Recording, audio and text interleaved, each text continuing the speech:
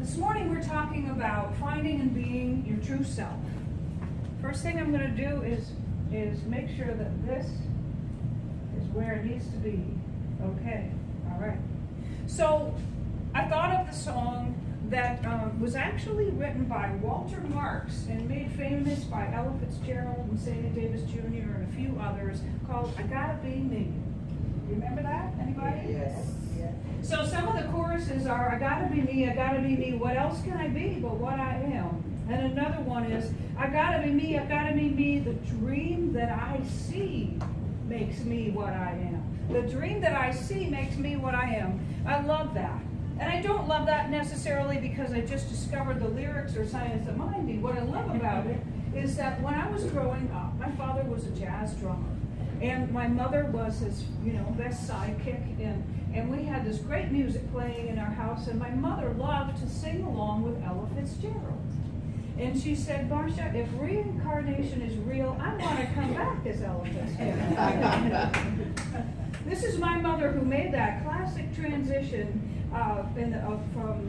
from being the typical 1950s housewife with a dress that went like that and the baby on the hip and the hair just so, to making her own caftans and going back to school and wearing dangly earrings and sandals and going to California and just changing everything. And so she was the first person in my family to get spiritual.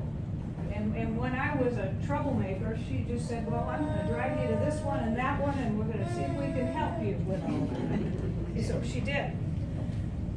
Anyway, this idea of admiring somebody, of listening to them sing or speak, or reading a book that they've written, or watching them on television, or to perform, or whatever it is, this idea of admiring someone and being inspired by them is more than just about that person's example. It's more than just about saying, isn't she great, or isn't he wonderful? There's something else going on. And what it is that it is the experience of a stirring within us. It is the experience of an awakening within us. Now, when I was younger, some of you heard me tell this story before, I didn't know that yet. And so I had this habit of when I admired somebody, especially if it was a guy when I was single, I thought, well, I just need to be around that one all the time and then I'll always feel great. And a spiritual teacher came along and said, what's really happening there is that something within you that has been dormant, that has not yet been embodied or expressed or experienced by means of you is waking up in the presence of that example. So rather than following that person around, which by the way wasn't going over well at all, is to discover what is it that's awakening. So in this case, I went and bought my own paints. I went up and I set my own studio. I got my own guitar. I know it's hard to believe. And I started taking lessons again and playing. And I started living my own life in those ways, recognizing that this person had inspired me to discover that in myself. Very valuable lesson, extremely valuable, because now I understand that when I admire someone, when they inspire me, when I see a situation or a circumstance that stirs something, I know what it is. So the natural way that this happens, that we wake one another up, is that one of us wakes up to a possibility, right? And then the other say, well, now that you can see it, I can see it, and now that you can do it, I can do it, and let's do it. Something like that. However, it doesn't always go so smoothly. We could say that that's probably the way that it's designed to happen in nature. And what does this have to do with discovering and finding and being your true self? Well, it has to do with the fact that when people do something that awakens something within us, that's a piece of our true self puzzle, okay? That's a piece of our true self awakening. Because we wouldn't recognize it if we didn't have it within us. And I learned that from one of my mother's friends, by the way. We wouldn't be inspired with it somehow. We wouldn't even notice it if it didn't have some equivalent within us, even if it was asleep. Okay. So this is the path to awakening, to discovering who you are and who you came here to be through what inspires you and who you admire. Okay, well, like I said, that's a natural way that this sort of awakening happens. What about the other things? Here's some of the other things. Sometimes what happens is we get something that we have been called metaphorically a wrench in the works, right? We have something that might be called drag or grind in the gears of our awakening process that seem to slow it down.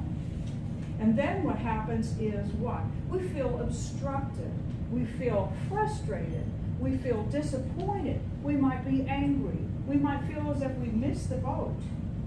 There are all of these examples of this awakening not going as smoothly as we had hoped. So we back up a moment, and before we talk about what it is that we might have picked up along the way that causes that seeming obstruction or drag, and think about this. Think about this for a moment. When a baby learns to walk, what does that baby do? The baby in the first year of life watches other people walking and says, ooh, I'm inspired by that. I admire that. I want to do that. I want access to life the way that walking person has access to life. And so what do? They watch. They study. And they begin to attempt to mimic that behavior. And it's awkward. But eventually, through watching and studying and mimicking, they learn how to walk. And then they have the access to life that a walking person has. Look out, right? Okay.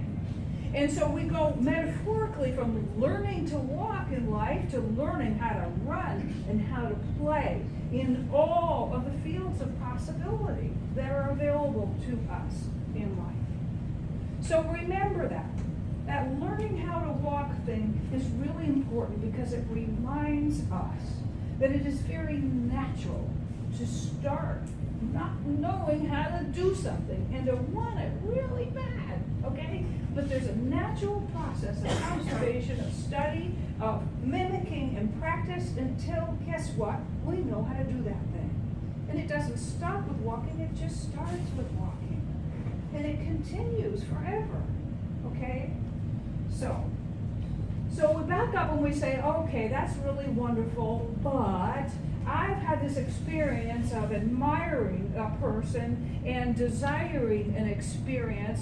An example has inspired me, and yet here I am. There's still this seeming chasm between where I am and all that. And what has happened? Frustration has set in. Disappointment has occurred. Maybe we've even gotten to the point where we've said, you know what? It's just not possible for me. Oh, well. Maybe we've tried to convince ourselves to be comfortable. Maybe we've tried to convince ourselves with this idea that we really didn't want it anyway. Do we do that?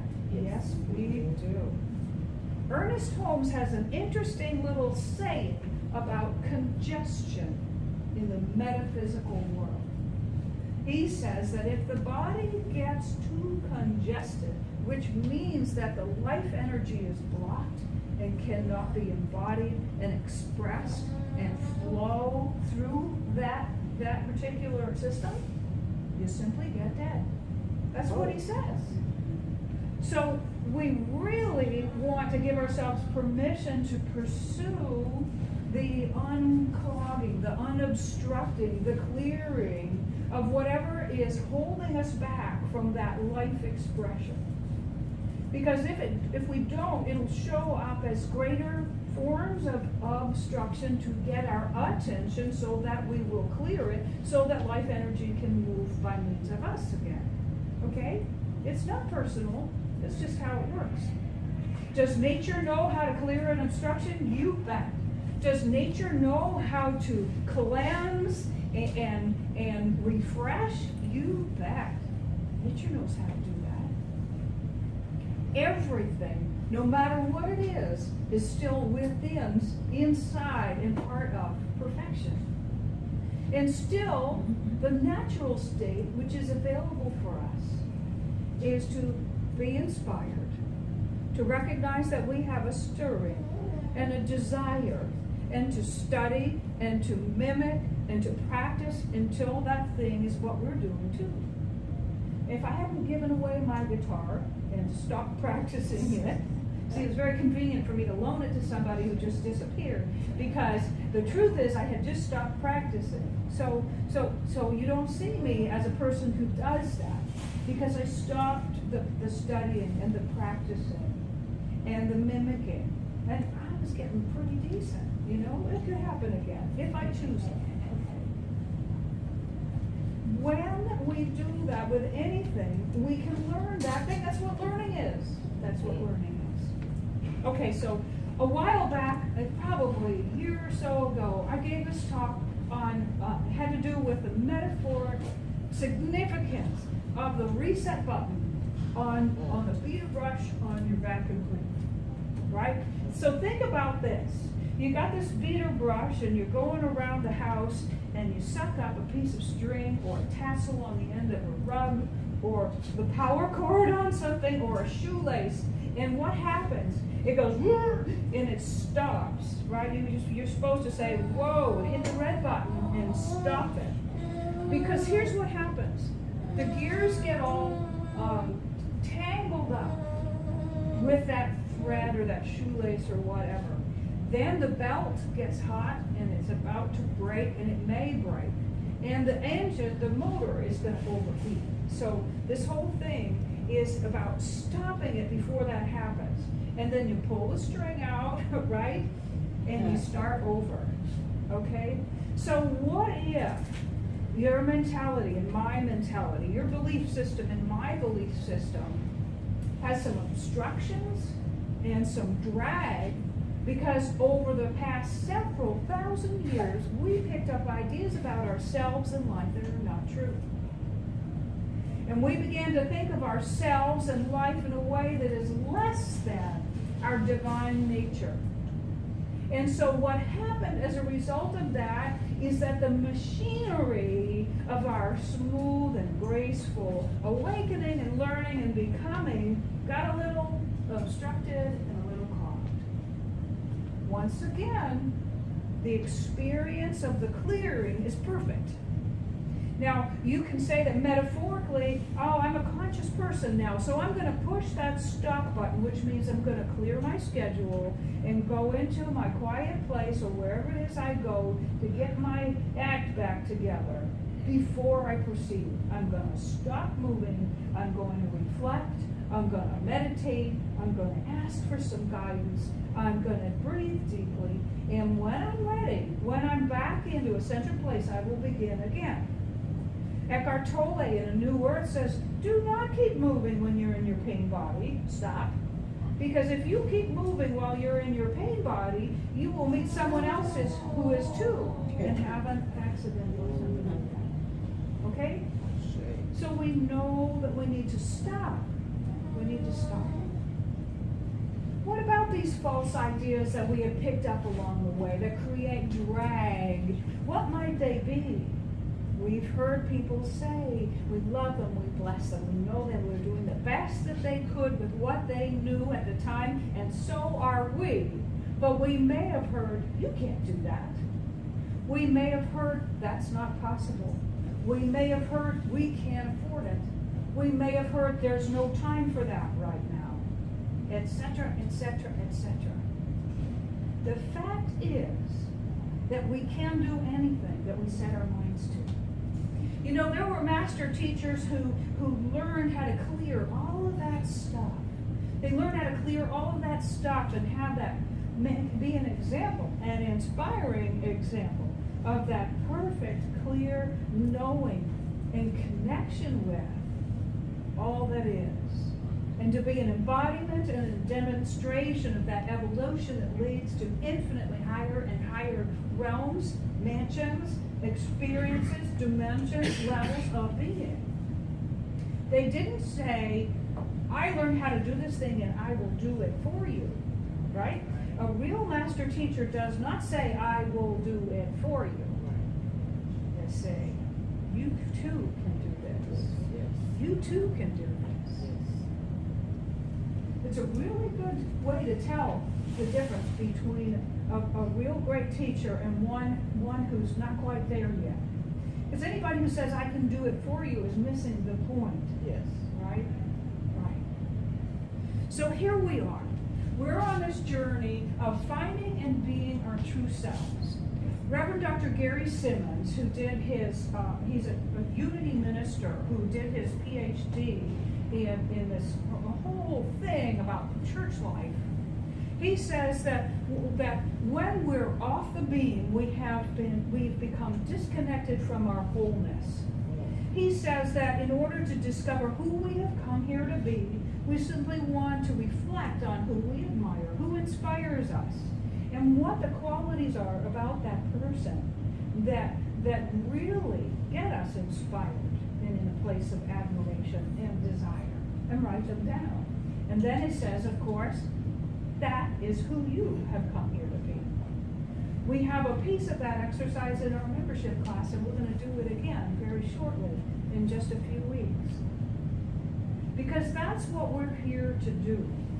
We are here together to rediscover the truth of who we are. And not just because it makes us feel wonderful to know it, but because when we do that, we identify with a higher idea of ourselves.